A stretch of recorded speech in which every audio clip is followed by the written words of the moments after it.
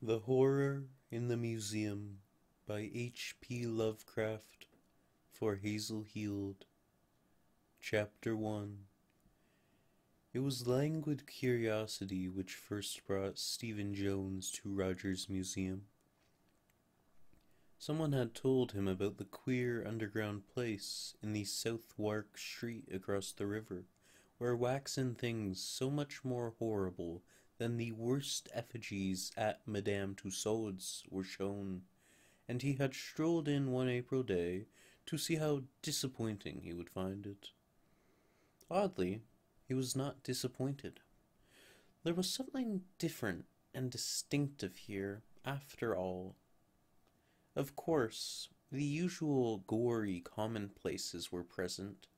Landru, Dr. Crippen, Madame Demers, Rizzio, Lady Jane Grey, endless maimed victims of war and revolution, and monsters like Gilles de Rais and Marquez de Sade. But there were other things which had made him breathe faster and stay still the ringing of the closing bell. The man who had fashioned this collection could be no ordinary mountebank. There was imagination, even a kind of diseased genius, in some of this stuff. Later he had learned about George Rogers. The man had been on the Tussaud staff, but some trouble had developed which led to his discharge.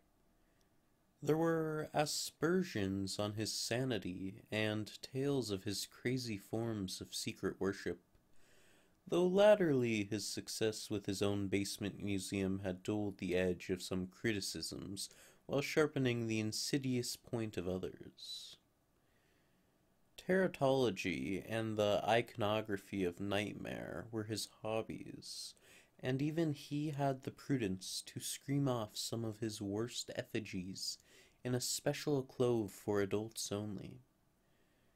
It was this alcove which had fascinated Jones so much.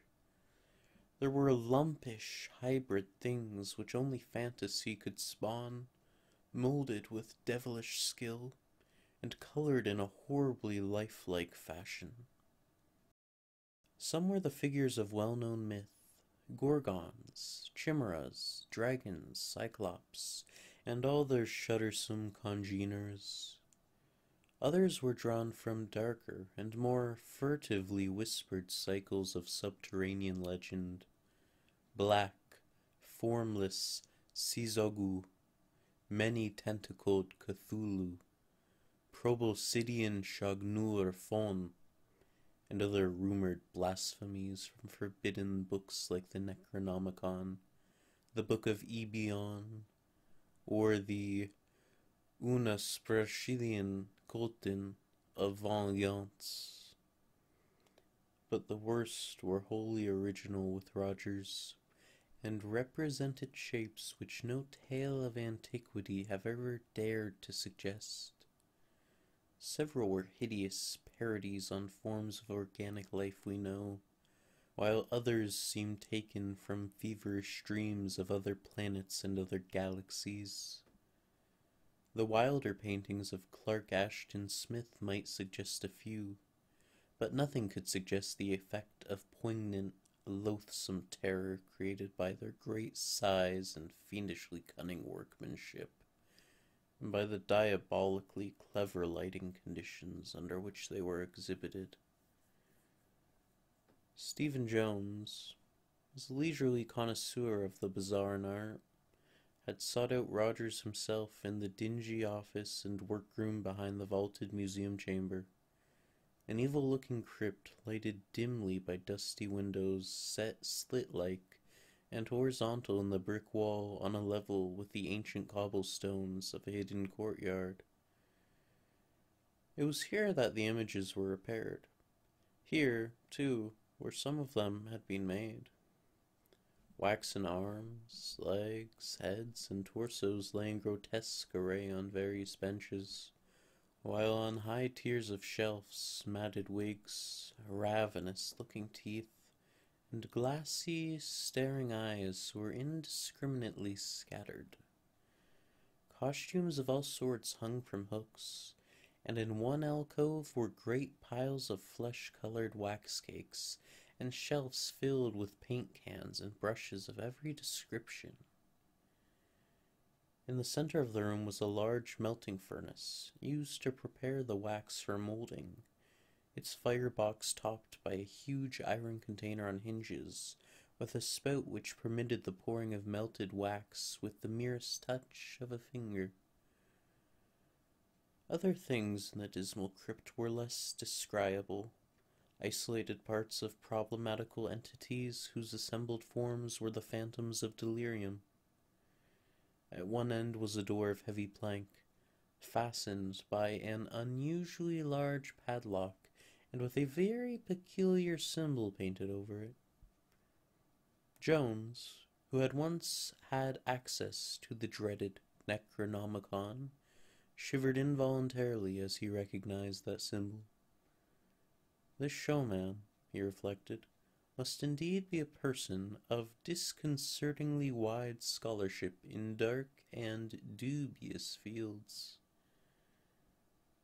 Nor did the conversation of Rogers disappoint him. The man was tall, lean, and rather unkempt, with large black eyes which gazed combustively from a pallid and usually stubble-covered face.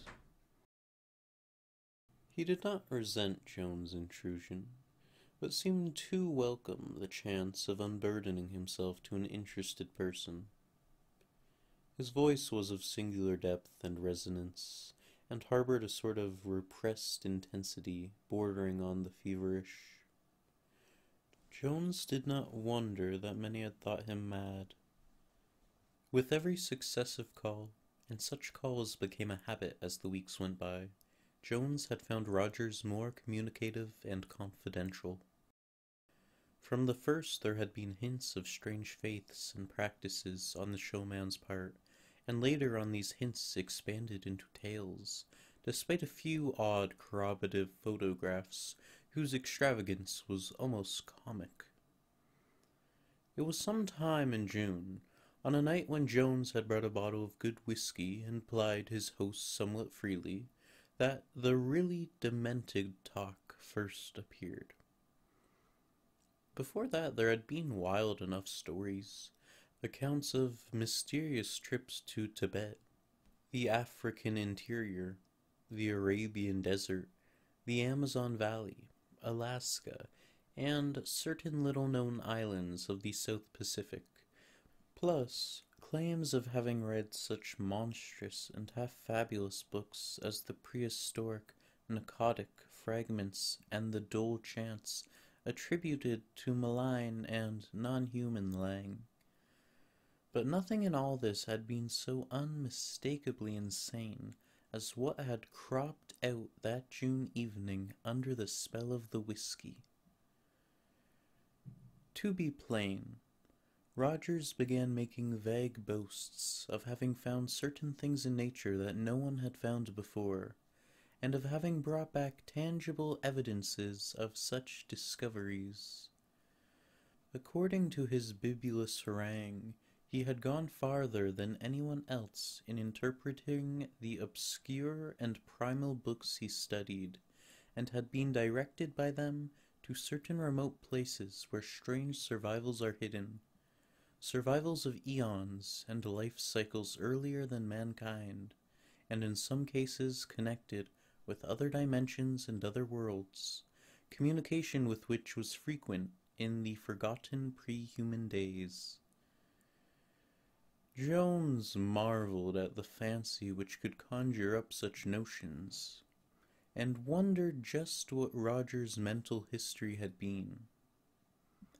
Had his work amidst the morbid grotesqueries of Madame Tussaud's been the start of his imaginative flights, or was the tendency innate, so that his choice of occupation was merely one of its manifestations? At any rate, the man's work was very closely linked with his notions. Even now there was no mistaking the trend of his blackest hints about the nightmare monstrosities in the screened-off, adults-only alcove.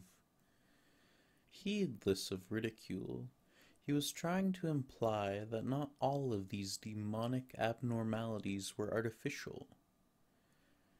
It was Joan's frank skepticism and amusement at these irresponsible claims which broke up the growing cordiality. Rogers, it was clear, took himself very seriously, for he now became morose and resentful, continuing to tolerate Jones only through a dogged urge to break down his wall of urbane and complacent incredulity. Wild tales and suggestions of rites and sacrifices to nameless elder gods continued, and now and then Rogers would lead his guests to one of the hideous blasphemies in the screened-off alcove and point out features difficult to reconcile with even the finest human craftsmanship. Jones continued his visits through sheer fascination, though he knew he had forfeited his host's regard. At times he would try to humor Rogers with pretended assent to some mad hint or assertion, but the gaunt showman was seldom to be deceived by such tactics. The tension came to a head later in September. Jones had casually dropped into the museum one afternoon, and was wandering through the dim corridors whose horrors were now so familiar, when he heard a very peculiar sound from the general direction of Roger's workroom. Others heard it, too, and started nervously as the echoes reverberated through the great vaulted basement. The three attendants exchanged odd glances, and one of them, a dark, taciturn, foreign-looking fellow who always served Rogers as a repairer and assistant designer, smiled in a way which seemed to puzzle his colleagues, and which grated very harshly on some facet of Jones' sensibilities. It was the yelp or scream of a dog, and was such a sound as could be made only under conditions of the utmost fright and agony combined. Its stark, anguished frenzy was appalling to hear, and in this setting of grotesque abnormality it held a double hideousness. Jones remembered that no dogs were allowed in the museum. He was about to go to the door leading into the workroom, when the dark attendant stopped him with a word and a gesture. "Mr. Rogers," the man said in a soft, somewhat accented voice at once apologetic and vaguely sardonic, was out, and there were standing orders to admit no one to the workroom during his absence. As for that yelp, it was undoubtedly something out in the courtyard behind the museum. The neighborhood was full of stray mongrels, and their fights were sometimes shockingly noisy. There were no dogs in any part of the museum, but if Mr. Jones wished to see Mr. Rogers, he might find him just before closing time. After this, Jones climbed the old stone steps to the street outside and examined the squalid neighborhood curiously. The leaning, decrepit buildings, once dwellings but now largely shops and warehouses, were very ancient indeed. Some of them were of a gabled type seeming to go back to Tudor times, and a faint miasmatic stench hung subtly about the whole region. Beside the dingy house whose basement held the museum was a low archway pierced by a dark cobbled alley, and this Jones entered in a vague wish to find the courtyard behind the workroom and settle the affair of the dog more comfortably in his mind.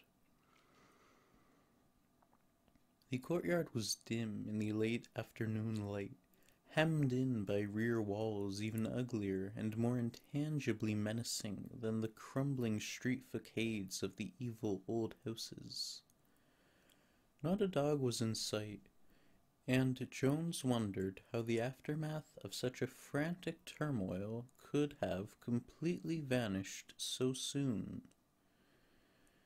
Despite the assistant's statement that no dog had been in the museum, Jones glanced nervously at the 3 small windows of the basement workroom, narrow, horizontal rectangles close to the grass-grown pavement, with grimy panes that stared repulsively and incuriously like the eyes of dead fish.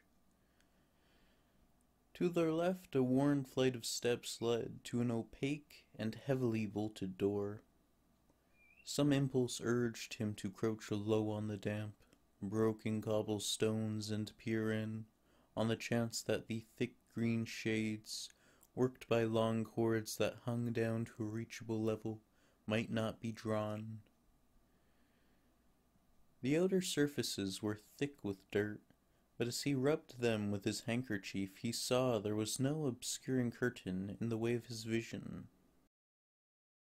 So shadowed was the cellar from the inside that not much could be made out, but the grotesque working paraphernalia now and then loomed up spectrally as Jones tried each of the windows in turn. It seemed evident at first that no one was within. Yet when he peered through the extreme right-hand window, the one nearest the entrance alley, he saw a glow of light at the farther end of the apartment which made him pause in bewilderment. There was no reason why any light should be there. It was an inner side of the room, and he could not recall any gas or electric fixture near that point. Another look defined the glow as a large vertical rectangle, and a thought occurred to him. It was in that direction that he had always noticed the heavy plank door with the abnormally large padlock, the door which was never opened, and above which was crudely smeared that hideous cryptic symbol from the fragmentary records of forbidden elder magic. It must be open now, and there was a light inside. All his former speculations as to where that door led, and as to what lay behind it, were now renewed with trebly disquieting force. Jones wandered aimlessly around the dismal locality till close to 6 o'clock, when he returned to the museum to make the call on Rogers. He could hardly tell why he wished so especially to see the man just then, but there must have been some subconscious misgivings about that terribly unplaceable canine scream of the afternoon, and about the glow of light in that disturbing and usually unopened inner doorway with the heavy padlock. The attendants were leaving as he arrived, and he thought that Orabana, the dark foreign-looking assistant, eyed him with something like sly, repressed amusement. He did not relish that look, even though he had seen the fellow turn it on his employer many times.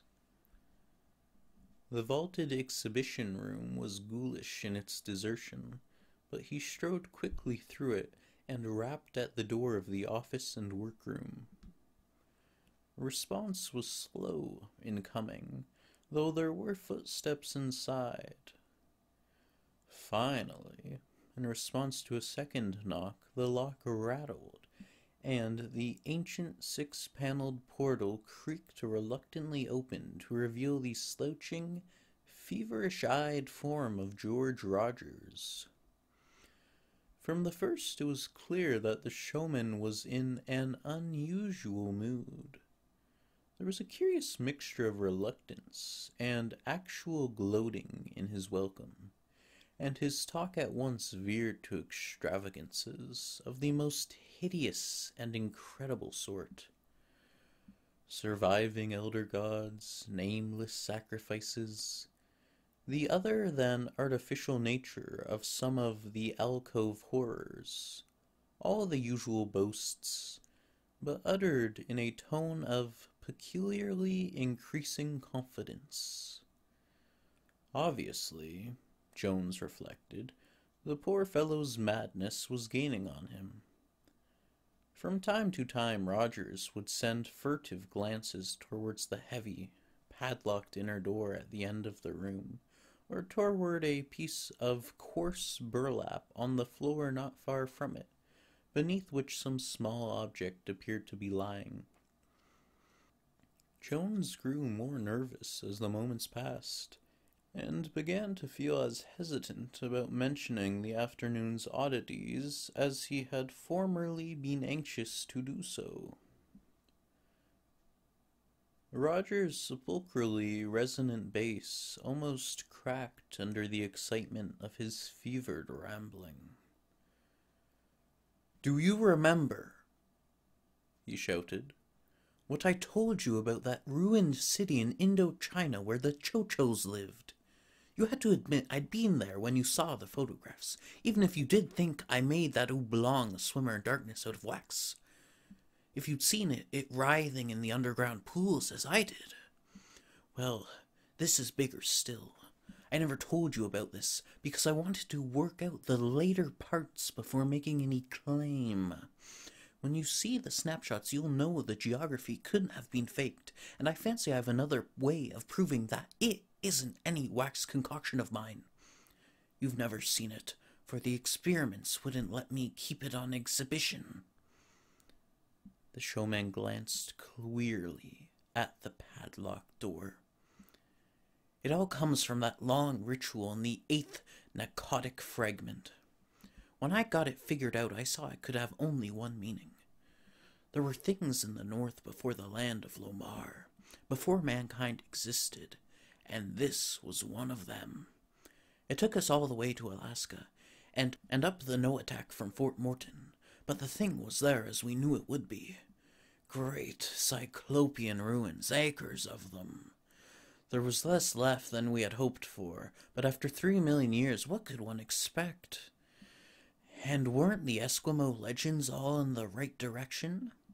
We couldn't get one of the beggars to go with us, and had to sled all the way back to Nome for Americans.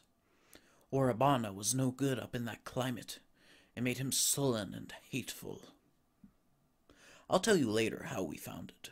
When we got the ice blasted out of the pylons of the central ruin, the stairway was just as we knew it would be. Some carvings still there, and it was no trouble keeping the Yankees from following us in. Orabana shivered like a leaf. You'd never think it from the damned insolent way he struts around here. He knew enough of the Elder lore to be properly afraid. The eternal light was gone, but our torches showed enough.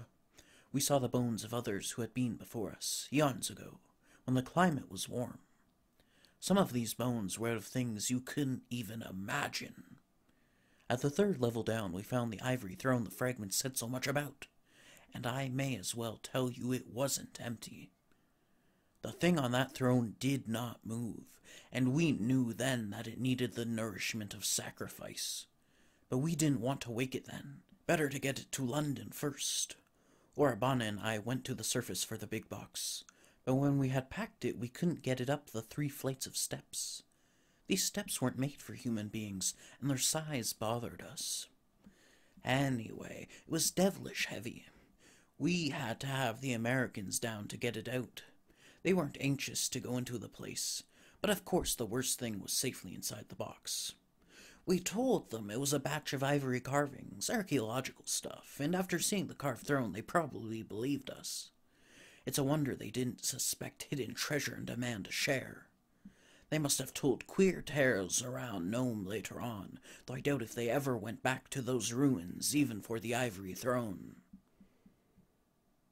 Rogers paused, felt around in his desk, and produced an envelope of good-sized photographic prints. Extracting one and laying it face down before him, he handed the rest to Jones. The set was certainly an odd one. Ice-clad hills, dog sleds, men in furs, and vast, tumbled ruins against a background of snow. Ruins whose bizarre outlines and enormous stone blocks could hardly be accounted for. One flashlight view showed an incredible interior chamber with wild carvings and a curious throne whose proportion could not have been designed for a human occupant. The carvings on the gigantic masonry, high walls and peculiar vaulting overhead, were mainly symbolic, and the throne loomed the same dreadful symbol which was now painted on the workroom wall above the padlocked planked door.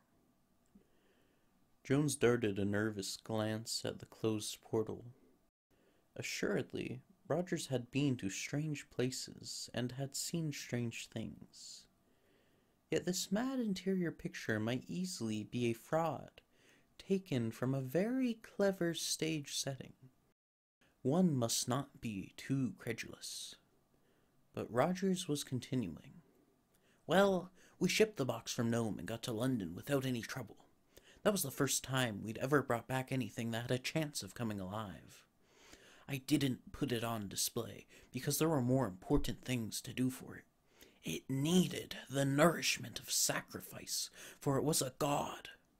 Of course, I couldn't get it the sort of sacrifices which it used to have in its day, for such things don't exist now. But there were other things which might do. The blood is life, you know. Even the lemurs and elementals that are older than the earth will come when the blood of men or beasts is offered under the right conditions. The expression on the narrator's face was growing very alarming and repulsive, so that Jones fidgeted involuntarily in his chair. Rogers seemed to notice his guest's nervousness, and continued with a distinctly evil smile. It was last year that I got it, and ever since then I've been trying rites and sacrifices. Orabana hasn't been much help, for he was always against the idea of waking it. He hates it, probably because he's afraid of what it will come to mean. He carries a pistol all the time to protect himself. Fool! As if there were human protection against it. If I ever see him draw that pistol, I'll strangle him. He wanted me to kill it and make an effigy of it. But I've stuck by my plans, and I'm coming out on top in spite of all the cowards like Orabana and damned, sniggering skeptics like you, Jones. I've chanted the rites and made certain sacrifices, and last week the transition came. The sacrifice was received and enjoyed. Rogers actually licked his lips, while Jones held himself uneasily rigid. The showman paused and rose, crossing the room to the piece of burlap at which he had glanced so often. Bending down, he took hold of one corner as he spoke. "You've laughed enough at my work. Now it's time for you to get some facts. Orabana tells me you heard a dog screaming around here this afternoon. Do you know what that meant?" Jones started. For all his curiosity, he would have been glad to get out without further light on the point which had so puzzled him. But Rogers was inexorable, and began to lift the square of burlap. Beneath it lay a crushed, almost shapeless mass which Jones was slow to classify.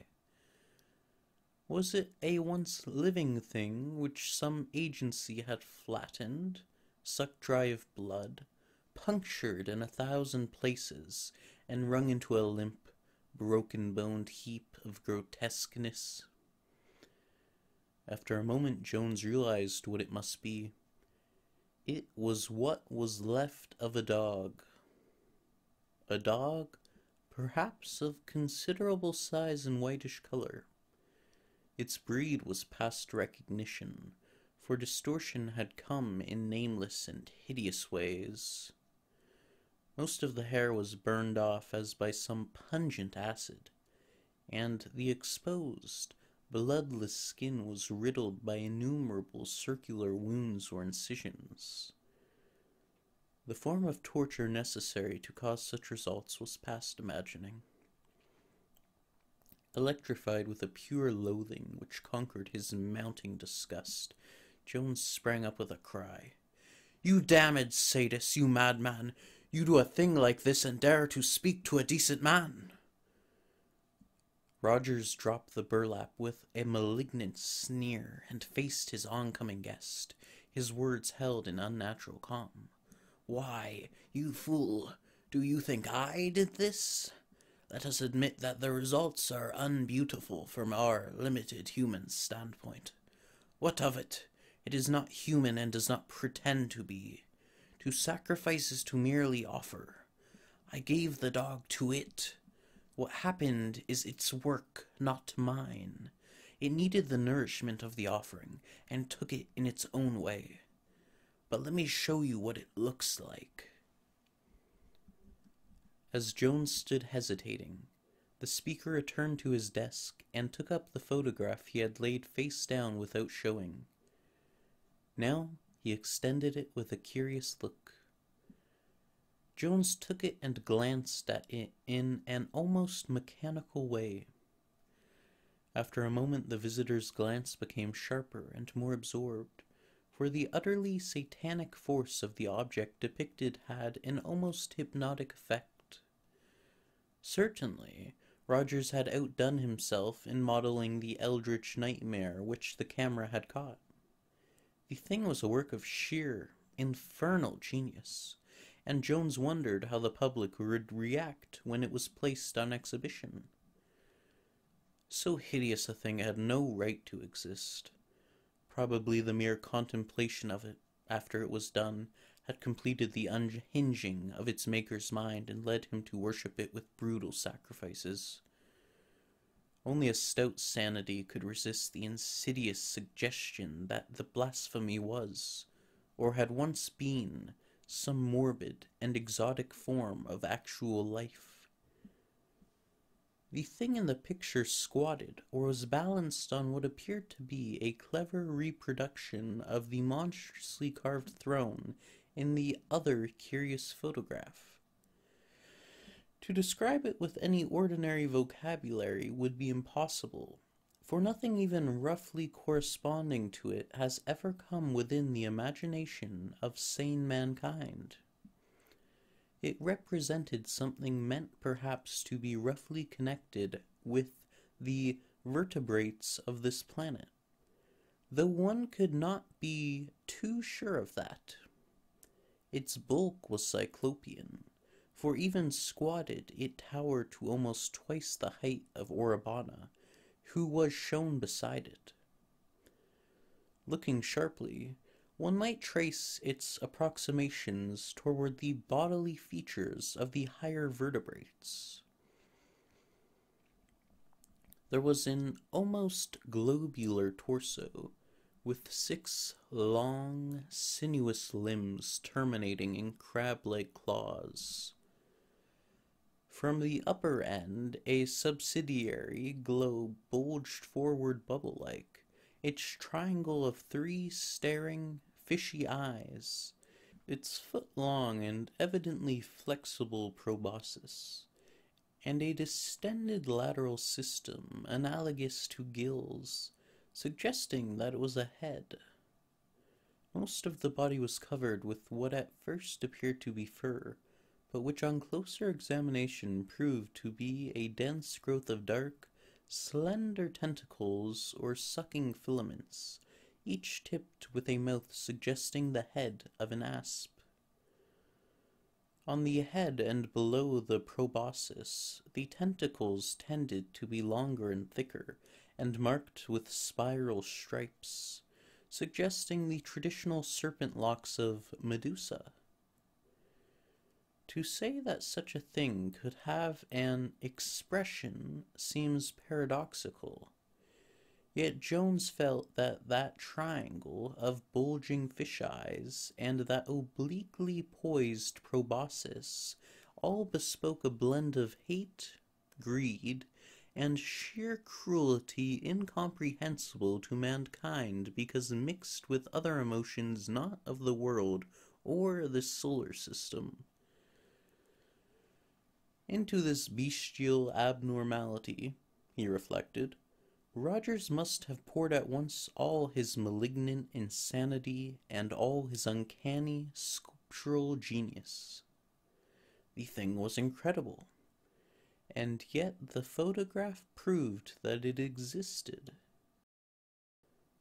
Rogers interrupted his reveries. "Well, what do you think of it? Now do you wonder what crushed the dog and sucked it dry with a million mouths? It needed nourishment, and it will need more. It is a god, and I am the first priest of its latter-day hierarchy. La Shub-Niggurath, the goat with 1,000 young." Jones lowered the photograph in disgust and pity. "See here, Rogers, this won't do. There are limits, you know. It's a great piece of work, and all that, but it isn't good for you. Better not see it anymore. Let Orabana break it up and try to forget about it. And let me tear this beastly picture up too." With a snarl, Rogers snatched the photograph and returned it to the desk. "Idiot! And you still think it's all a fraud. You still think I made it, and you still think my figures are nothing but lifeless wax. Why, damn you, you're a worse clod than a wax image yourself. But I've got proof this time, and you're going to know. Not just now, for it is resting after the sacrifice, but later. Oh, yes, you will not doubt the power of it then."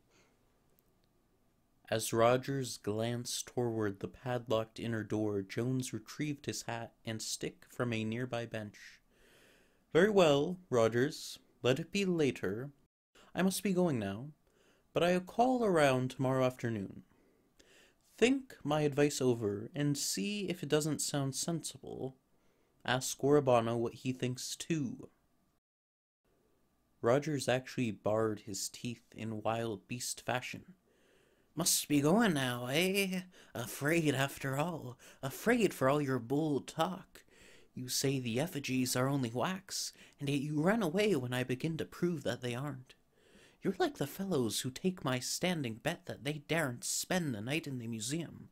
They come boldly enough, but after an hour they shriek and hammer to get out. Want me to ask Orabana, eh? You two always against me. You want to break down the coming earthly reign of it." Jones preserved his calm. "No, Rogers, there's nobody against you.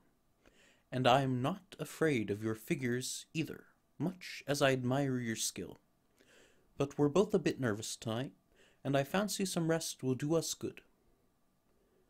Again Rogers checked his guest's departure. "Not afraid, eh? Then why are you so anxious to go? Look here, do you or don't you dare to stay alone here in the dark? What's your hurry if you don't believe in it?"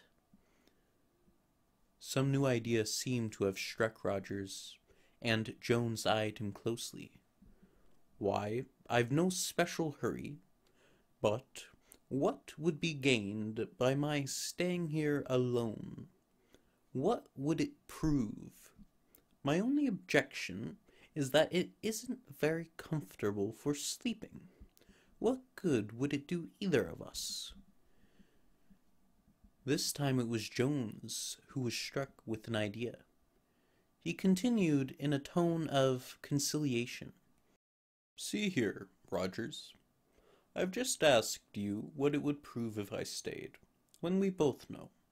It would prove that your effigies are just effigies, and that you oughtn't to let your imagination go the way it's been going lately. Suppose I do stay. If I stick it out till morning, will you agree to take a new view of things? Go on a vacation for 3 months or so, and let Orabana destroy that new thing of yours? Come now, isn't that fair?" The expression on the showman's face was hard to read. It was obvious that he was thinking quickly, and that of sundry conflicting emotions, malign triumph was getting the upper hand. His voice held a choking quality as he replied, "Fair enough. If you do stick it out, I'll take your advice. But stick you must. We'll go out for dinner and come back. I'll lock you in the display room and go home. In the morning I'll come down ahead of Orabana. He comes half an hour before the rest, and see how you are. But don't try it unless you are very sure of your skepticism. Others have backed out. You have that chance. And I suppose a pounding on the outer door would always bring a constable. You may not like it so well after a while. You'll be in the same building, though not in the same room with it. As they left the rear door into the dingy courtyard, Rogers took with him the piece of burlap, weighted with a gruesome burden. Near the center of the court was a manhole, whose cover the showman lifted quietly, and with a shuddersome suggestion of familiarity. Burlap and all, the burden went down to the oblivion of a cloacal labyrinth. Jones shuddered, and almost shrank from the gaunt figure at his side as they emerged into the street.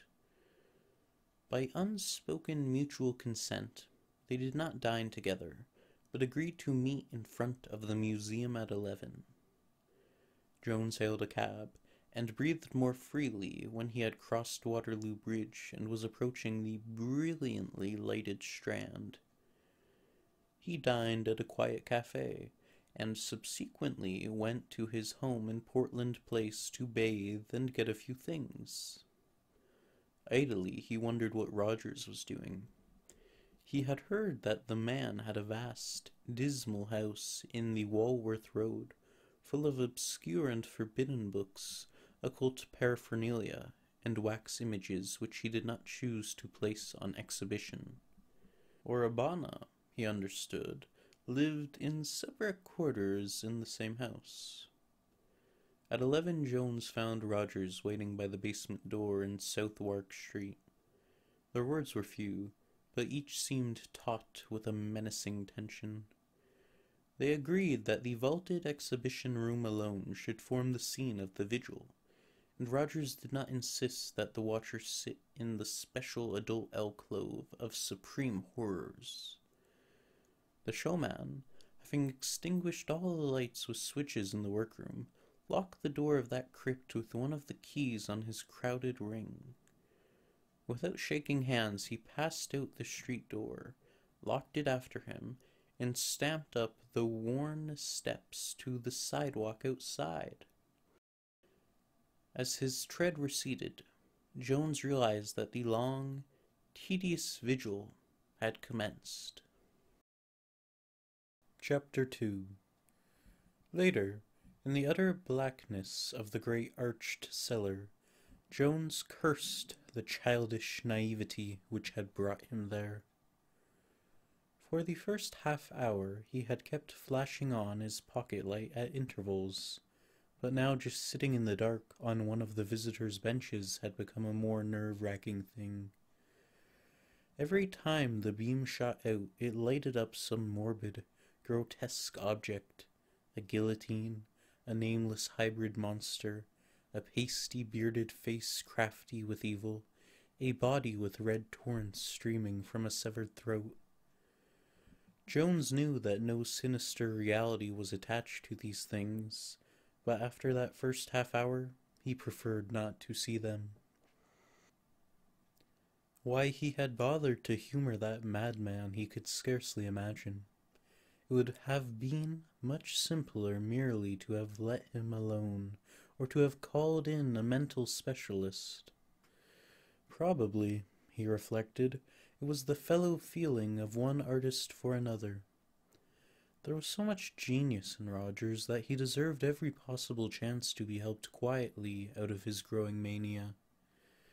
Any man who could imagine and construct the incredibly lifelike things that he had produced was surely not far from actual greatness. He had the fancy of a Syme or a Doré joined to the minute scientific craftsmanship of a Bleshka.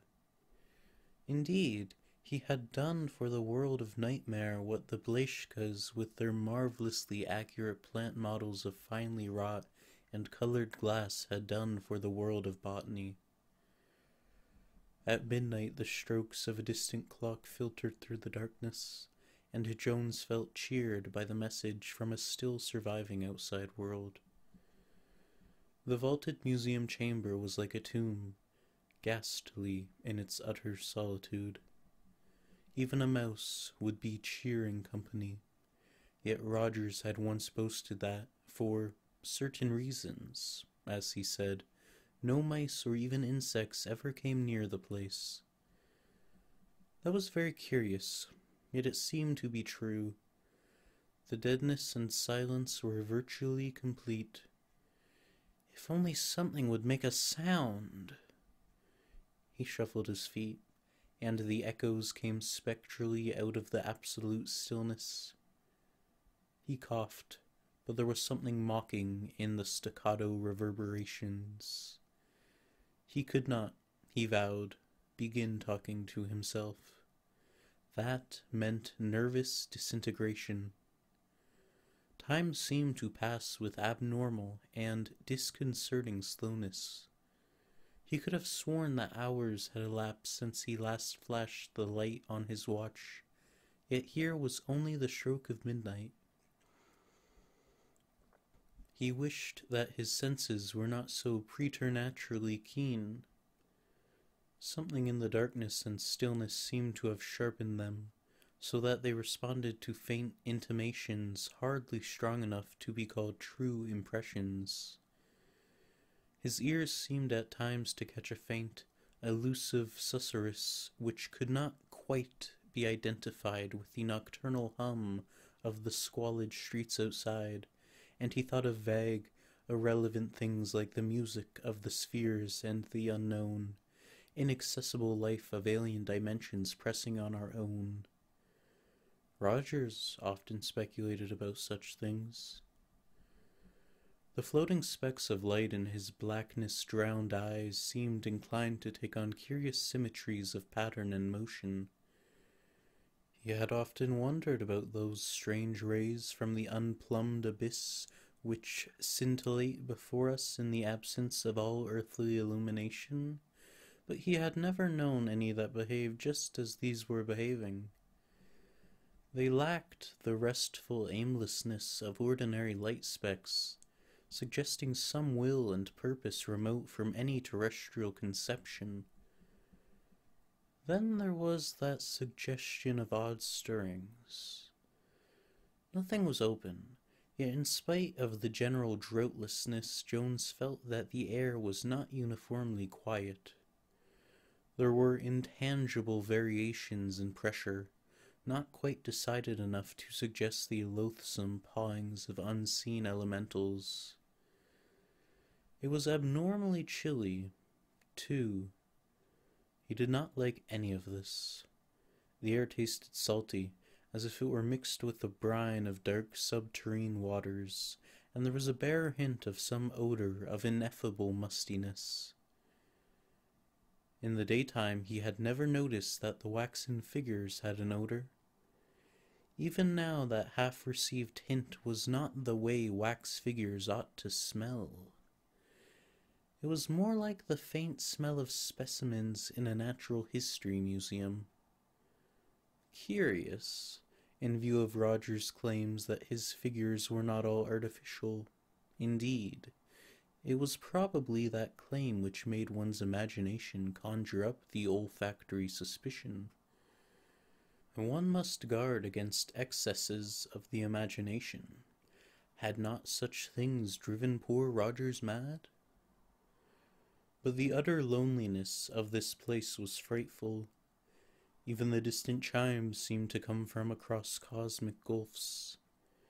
It made Jones think of that insane picture which Rogers had shown him, the wildly carved chamber with the cryptic throne which the fellow had claimed was part of a 3-million-year-old ruin in the shunned and inaccessible solitudes of the Arctic. Perhaps Rogers had been to Alaska, but that picture was certainly nothing but stage scenery. It couldn't normally be otherwise, with all that carving and those terrible symbols, and that monstrous shape supposed to have been found on that throne. What a flight of diseased fancy!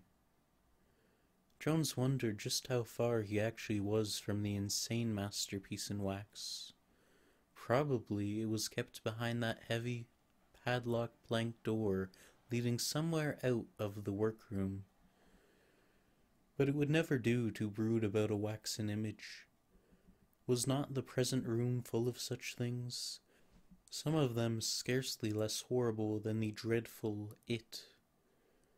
And beyond a thin canvas screen on the left was the adults-only alcove with its nameless phantoms of delirium.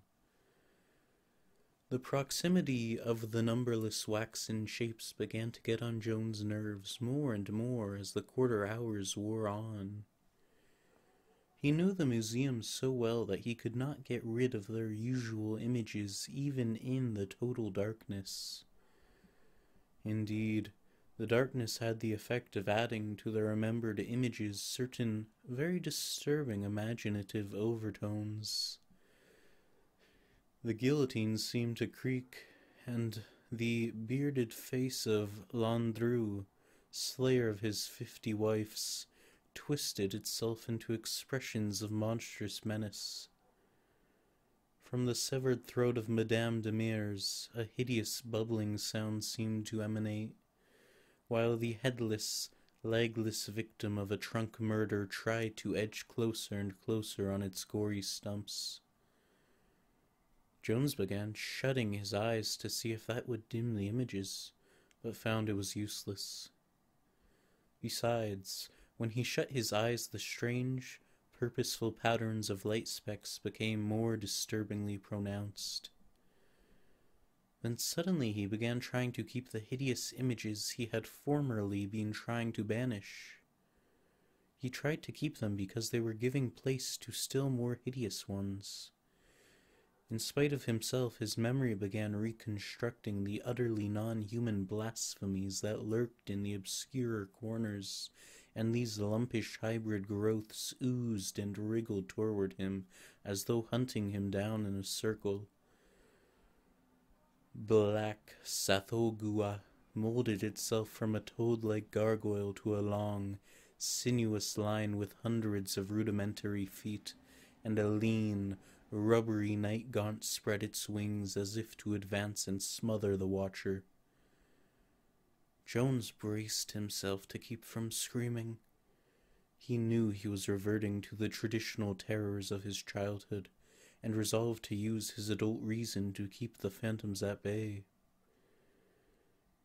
It helped a bit, he found, to flash the light again. Frightful as were the images it showed, these were not as bad as what his fancy called out of the utter blackness. But there were drawbacks. Even in the light of his torch, he could not help suspecting a slight, furtive trembling on the part of the canvas partition, screening off the terrible, adults-only alcove. He knew what lay beyond, and shivered. Imagination called up the shocking form of fabulous Yog Sothoth, only a congeries of iridescent globes, yet stupendous in its malign suggestiveness. What was this accursed mass slowly floating toward him and bumping on the partition that stood in the way? A small bulge in the canvas far to the right suggested the sharp horn of Nofke, the hairy myth thing of the Greenland ice that walked sometimes on 2 legs, sometimes on 4, and sometimes on 6. To get this stuff out of his head, Jones walked boldly towards the hellish alcove with torch burning steadily. Of course, none of his fears was true. Yet were not the long, facial tentacles of great Cthulhu actually swaying, slowly and insidiously? He knew they were flexible, but he had not realized that the drought caused by his advance was enough to set them in motion. Returning to his former seat outside the alcove, he shut his eyes and let the symmetrical light speck do their worst. The distant clock boomed a single stroke. Could it only be 1? He flashed the light on his watch and saw that it was precisely that hour. It would be hard indeed waiting for morning, Rogers would be down at about 8 o'clock, ahead of even Orabana. It would be light outside in the main basement long before that, but none of it could penetrate here. All the windows in this basement had been bricked up but the 3 small ones facing the court. A pretty bad weight, all told. His ears were getting most of the hallucinations now, for he could swear he heard stealthy, plodding footsteps in the workroom beyond the closed and locked door. He had no business thinking of that unexhibited horror which Rogers called it. The thing was a contamination. It had driven its maker mad, and now even its picture was calling up imaginative terrors. It could not be in the workroom. It was very obviously beyond that padlocked door of heavy planking. Those steps were certainly pure imagination. Then he thought he heard the key turn in the workroom door. Flashing on his torch, he saw nothing but the ancient 6-paneled portal in its proper position. Again he tried darkness and closed eyes, but there followed a harrowing illusion of creaking. Not the guillotine this time, but the slow, furtive opening of the workroom door. He would not scream. Once he screamed, he would be lost. There was a sort of padding or shuffling audible now, and it was slowly advancing towards him. He must retain command of himself. Had he not done so when the nameless brain shapes tried to close in on him? The shuffling crept nearer, and his resolution failed. He did not scream, but merely gulped out a challenge. "Who goes there? Who are you? What do you want?" There was no answer, but the shuffling kept on. Jones did not know which he feared most to do, turn on his flashlight or stay in the dark while the thing crept upon him. This thing was different, he felt profoundly, from the other terrors of the evening. His fingers and throat worked spasmodically. Silence was impossible, and the suspense of utter blackness was beginning to be the most intolerable of all conditions. Again he cried out hysterically, "Halt! Who goes there?" as he switched on the revealing beams of his torch. Then, paralyzed by what he saw, he dropped the flashlight and screamed, not once but many times. Shuffling toward him in the darkness was the gigantic, blasphemous form of a black thing, not wholly ape and not wholly insect. Its hide hung loosely upon its frame, and its rugose, dead-eyed rudiment of a head swayed drunkenly from side to side. Its forepaws were extended, with talons spread wide, and its whole body was taut with murderous malignity, despite its utter lack of facial expression. After the screams and the final coming of darkness, it leaped, and in a moment had Jones pinned to the floor. There was no struggle, for the watcher had fainted. Jones' fainting spell could not have lasted more than a moment, for the nameless thing was apishly dragging him through the darkness when he began recovering consciousness. What started him fully awake were the sounds which the thing was making, or rather, the voice with which it was making them. That voice was human, and was familiar. Only one living being could be behind the hoarse, feverish accents which were chanting to an unknown horror. "La, la," it was howling. "I am coming, O Rantegoth, coming with the nourishment. You have waited long and fed ill, but now you shall have what you promised. That and more, for instead of Orabana, it will be one of high degree who had doubted you. You shall crush and drain him with all his doubts, and grow strong thereby. And ever after among men he shall be shown as a monument to your glory. Rantegoth, infinite and invisible, I am your slave and high priest. You are hungry, and I provide. I read the sign and have led you forth. I shall feed you with blood, and you shall feed me with power. La, Shub Niggurath, the goat with 1,000 young. In an instant all the terrors of the night dropped from Drones like a discarded cloak. He was again master of his mind, for he knew that very earthly and material peril he had to deal with. This was no monster of fable, but a dangerous madman. It was Rogers, dressed in some nightmare covering of his own insane designing, and about to make a frightful sacrifice to the devil dog he had fashioned out of wax.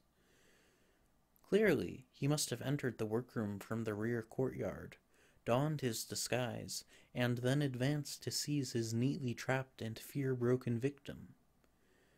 His strength was prodigious, and if he was to be thwarted, one must act quickly. Counting on the madman's confidence in his unconsciousness, he determined to take him by surprise, while his grasp was relatively lax. The feel of a threshold told him he was crossing into the pitch-black workroom. With the strength of mortal fear, Jones made a sudden spring from the half-recumbent posture in which he was being dragged. For an instant he was free of the astonished maniac's hands, and in another instant a lucky lunge in the dark had put his own hands at his captor's weirdly concealed throat. Simultaneously, Rogers gripped him again, and without further preliminaries, the two were locked in a desperate struggle of life and death. Jones' athletic training, without doubt, was his sole salvation, for his mad assailant, freed from every inhibition of fair play, decency, or even self-preservation, was an engine of savage destruction as formidable as a wolf or panther. Guttural cries sometimes punctured the hideous tussle in the dark. Blood spurted, clothing ripped, and Jones at last felt the actual throat of the maniac, shorn of its spectral mask. He spoke not a word, but put every ounce of energy into the defense of his life. Rogers kicked, gouged, butted, bit, clawed, and spat, yet found strength to help out actual sentences at times. Most of his speech was in a ritualistic jargon full of references to it or Ron Tagoth, and to Jones' overwrought nerves it seemed as if the cries echoed from an infinite distance of demonic snortings and bangs. Toward the last they were rolling on the floor, overturning benches or striking against the walls and the brick foundations of the central melting furnace. Up to the very end Jones could not be certain of saving himself, but chance finally intervened in his favor. A jab of his knee against Rogers' chest produced a general relaxation, and a moment later he knew he had won. Though hardly able to hold himself up, Jones rose and stumbled about the walls seeking the light switch, for his flashlight was gone, together with most of his clothing. As he lurked along, he dragged his limp opponent with him, fearing a sudden attack when the madman came to. Finding the switch box, he fumbled till he had the right handle. Then, as the wildly disordered workroom burst into sudden radiance, he set about binding Rogers with such cords and belts as he could easily find. The fellow's disguise, or was what left of it, seemed to be made of a puzzlingly queer sort of leather. For some reason it made Jones' flesh crawl to touch it, and there seemed to be an alien, rusty odor about it.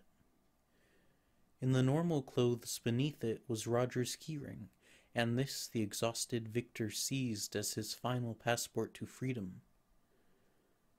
The shades at the small, slit-like windows were all securely drawn, and he let them remain so.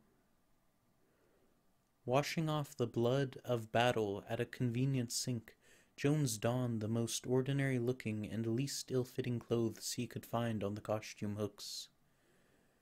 Testing the door to the courtyard, he found it fastened with a spring lock which did not require a key from the inside. He kept the keyring, however, to admit him on his return with aid, for plainly the thing to do was to call in an alienist.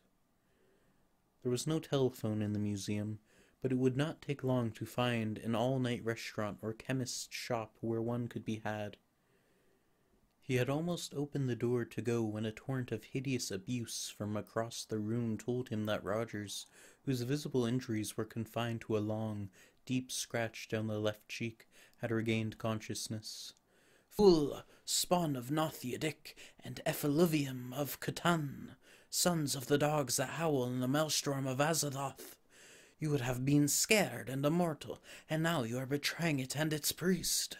Beware, for it is hungry. It would have been Orabana, that damn treacherous dog, ready to turn against me and it. But I give you the first honor instead. Now you must both beware, for it is not gentle without its priest. La, vengeance is at hand. Do you know you would have been immortal? Look at the furnace. There's a fire ready to light, and there is wax in the kettle. I would have done with you as I have done with other once-living forms.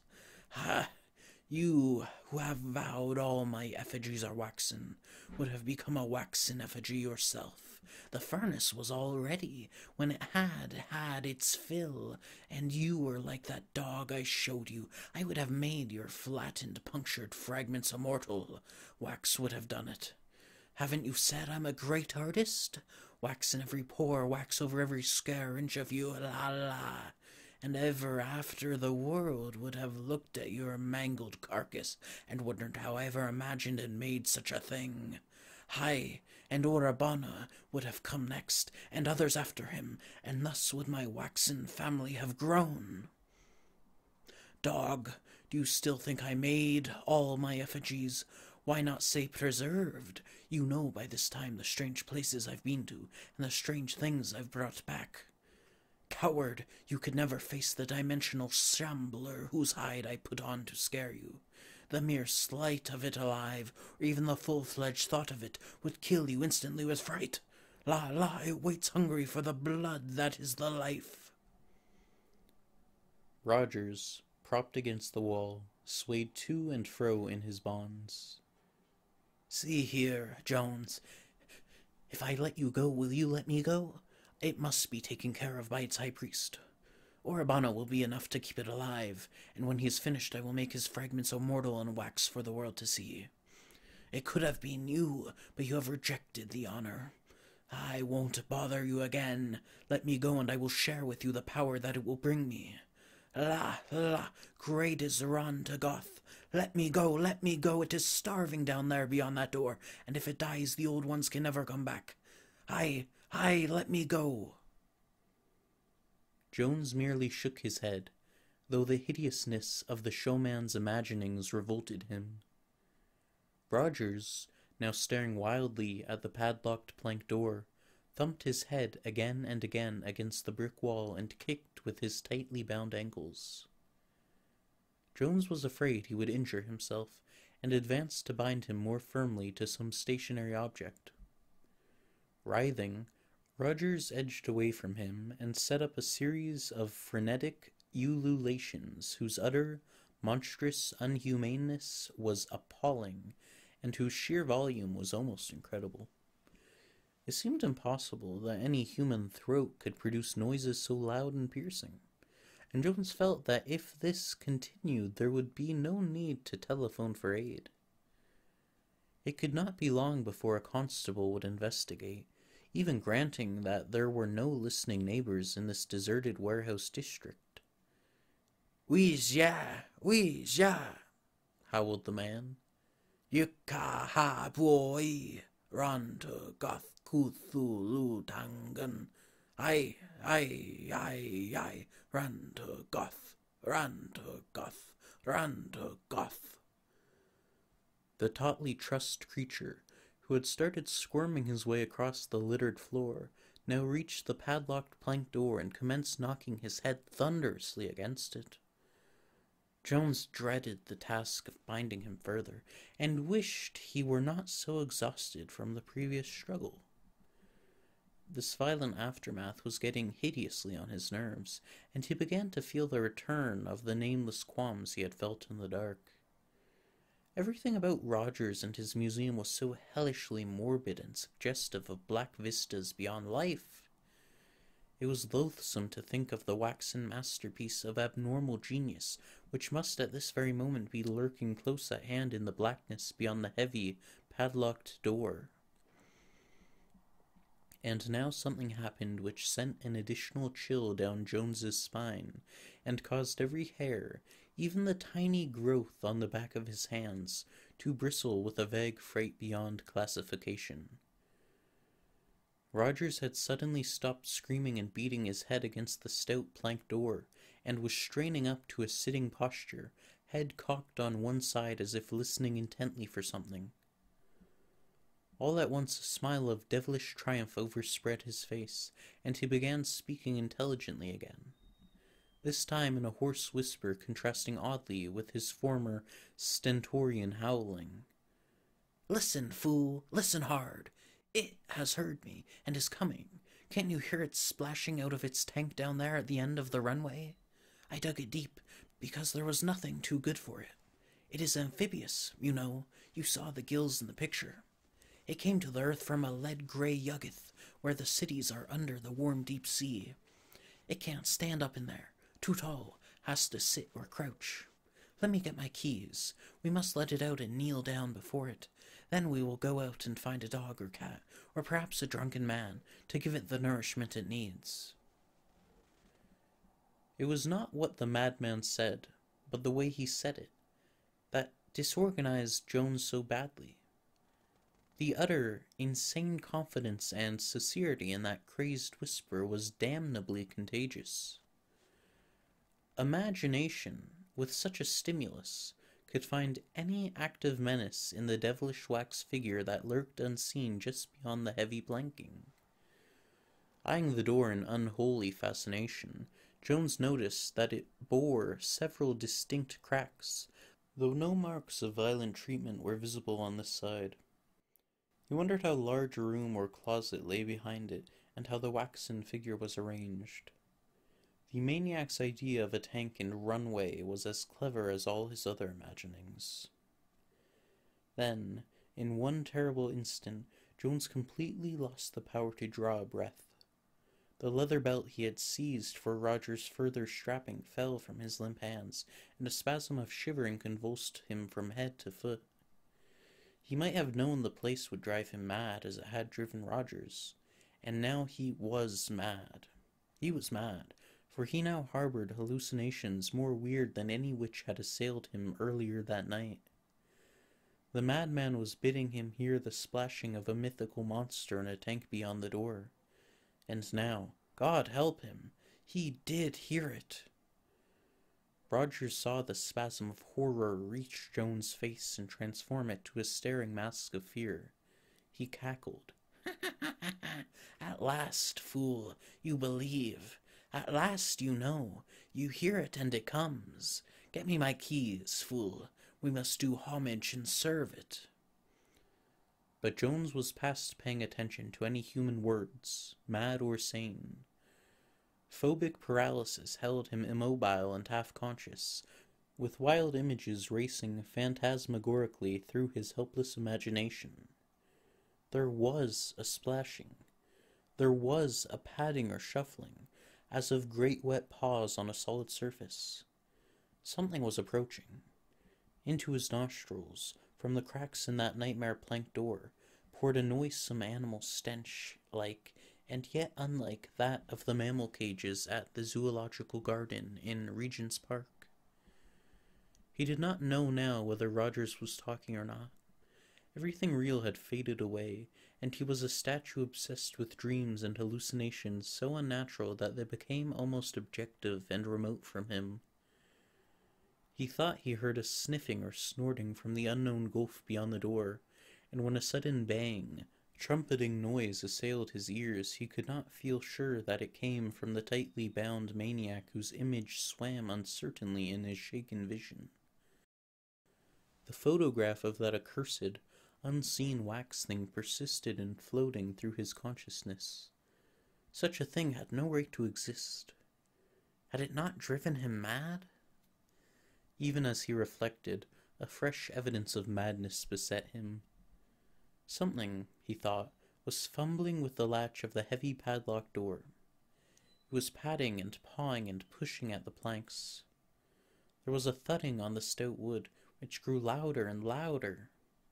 The stench was horrible, and now the assault on that door from the inside was a malign, determined pounding like the strokes of a battering ram. There was an ominous cracking, a splintering, a welling fautor, a falling plank, a black paw ending in a crab-like caw. "Help! Help! God help me! Ah!" With intense effort, Jones is today able to recall a sudden bursting of his fear paralysis into the liberation of frenzied automatic flight. What he evidently did must have paralleled curiously the wild, plunging flights of maddest nightmares, for he seems to have leaped across the disordered crypt at almost a single bound, yanked open the outside door, which closed and locked itself after him with a clatter, sprung up the worn stone steps 3 at a time, and raced frantically and aimlessly out of that dank, cobble-stoned court and through the squalid streets of Southwark.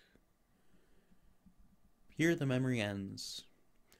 Jones does not know how he got home, and there is no evidence of his having hired a cab.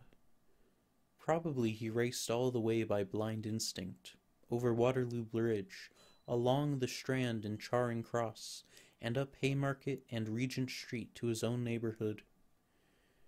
He still had on the queer melange of museum costumes when he grew conscious enough to call the doctor.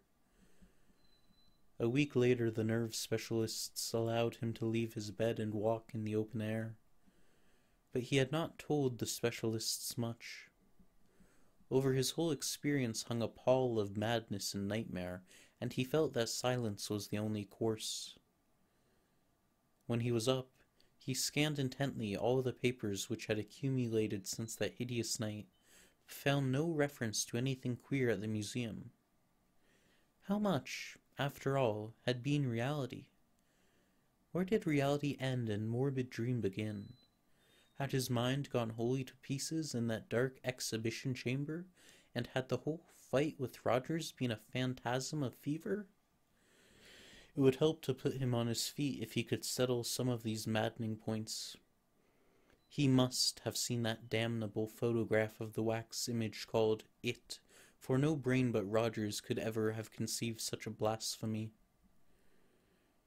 It was a fortnight before he dared to enter Southwark Street again. He went in the middle of the morning, when there was the greatest amount of sane, wholesome activity around the ancient, crumbling shops and warehouses. The museum sign was still there, and as he approached he saw that the place was open. The gateman nodded in a pleasant recognition as he summoned up the courage to enter, and in the vaulted chamber below an attendant touched his cap cheerfully. Perhaps everything had been a dream. Would he dare to knock at the door of the workroom and look for Rogers? Then Orabana advanced to greet him. His dark, sleek face was a trifle sardonic, but Jones felt that he was not unfriendly. He spoke with a trace of accent. "Good morning, Mr. Jones. It is some time since we have seen you here. Did you wish Mr. Rogers? I'm sorry, but he is away. He had word of business in America, and had to go." "Yes, it was very sudden. I'm in charge now, here and at the house. I tried to maintain Mr. Rogers' high standard till he is back." The foreigner smiled, perhaps from affability alone. Jones scarcely knew how to reply, but managed to mumble out a few inquiries about the day after his last visit. Orabana seemed greatly amused by the questions, and took considerable care in framing his replies. "Oh yes, Mr. Jones, the 28th of last month. I remember it for many reasons. In the morning, before Mr. Rogers got here, you understand, I found the workroom in quite a mess. There was a great deal of cleaning up to do. There had been late work, you see, important new specimen given its secondary baking process. I took complete charge when I came. It was a hard specimen to prepare, but of course Mr. Rogers has taught me a great deal. He is, as you know, a very great artist. When he came, he helped me complete the specimen, Helped very materially, I assure you, but he left soon without even greeting the men. As I tell you, he was called away suddenly. There were important chemical reactions involved. They made loud noises. In fact, some teamsters in the court outside fancy they heard several pistol shots. Very amusing idea. As for the new specimen, that matter is very unfortunate. It is a great masterpiece, designed and made, you understand, by Mr. Rogers. He will see about it when he gets back. Again, Orabana smiled. The police, you know. We put it on display a week ago, and there were 2 or 3 faintings. One poor fellow had an epileptic fit in front of it. You see, it is a trifle stronger than the rest. Larger, for one thing. Of course, it was in the adult alcove. The next day, a couple of men from Scotland Yard looked it over and said it was too morbid to be shown. Said we'd have to remove it. It was a tremendous shame. Such a masterpiece of art. But I didn't feel justified in appealing to the courts in Mr. Rogers' absence. He would not like so much publicity with the police now. But when he gets back... For some reason or other, Jones felt a mounting tide of uneasiness and repulsion. But Orabana was continuing. You are a connoisseur, Mr. Jones. I am sure I violate no law in offering you a private view. It may be subject, of course, to Mr. Rogers' wishes, that we shall destroy the specimen some day. But that would be a crime. Jones had a powerful impulse to refuse the sight and flee precipitately, but Orabana was leading him forward by the arm with an artist's enthusiasm. The adult alcove, crowded with nameless horrors, held no visitors. In the farther corner, a large niche had been curtained off, and to this the smiling assistant advanced. You must know, Mr. Jones, that the title of this specimen is The Sacrifice to Ron Tagoth. Jones started violently, but Orabana appeared not to notice. The shapeless, colossal god is a feature in certain obscure legends which Mr. Rogers had studied. All nonsense, of course, as you've so often assured Mr. Rogers. It is supposed to have come from outer space, and to have lived in the Arctic 3 million years ago. It treated its sacrifices rather peculiarly and horribly, as you shall see. Mr. Rogers had made it fiendishly lifelike, even to the face of the victim. Now, trembling violently, Jones clung to the brass railing in front of the curtained niche. He almost reached out to stop Orabana when he saw the curtain beginning to swing aside, but some conflicting impulse held him back. The foreigner smiled triumphantly. Behold! Jones reeled in spite of his grip on the railing. God!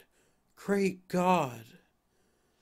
Fully 10 feet high despite a shambling, crouching attitude expressive of infinite cosmic malignancy, a monstrosity of unbelievable horror was shown starting forward from a cyclopean ivory throne covered with grotesque carvings. In the central pair of its 6 legs it bore a crushed, flattened, distorted, bloodless thing riddled with 1,000,000 punctures, and in places seared as with some pungent acid. Only the mangled head of the victim, lolling upside down at one side, revealed that it represented something once human. The monster itself needed no title for one who had seen a certain hellish photograph. That damnable print had been all too faithful.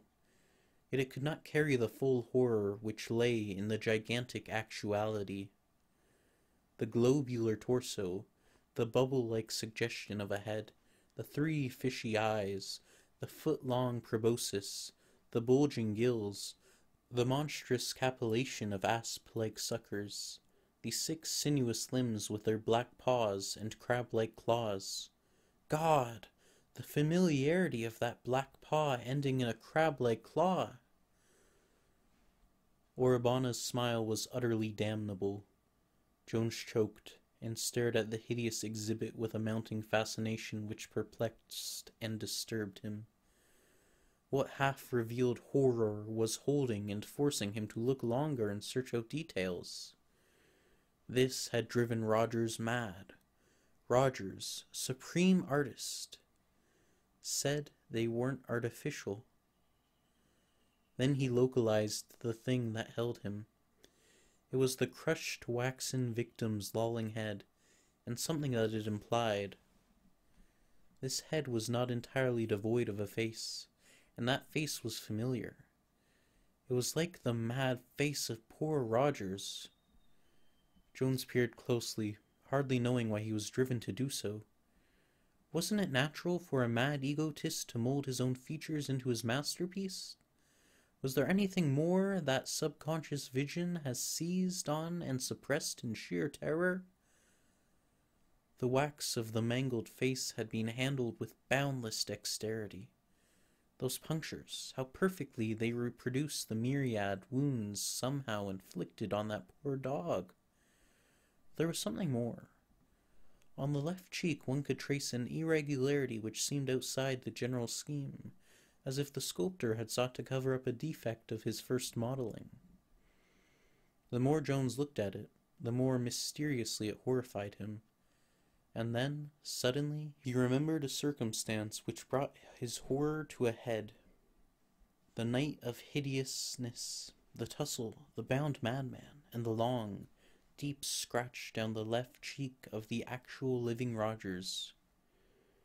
Jones, releasing his desperate clutch on the railing, sank in a total faint. Orabana continued to smile.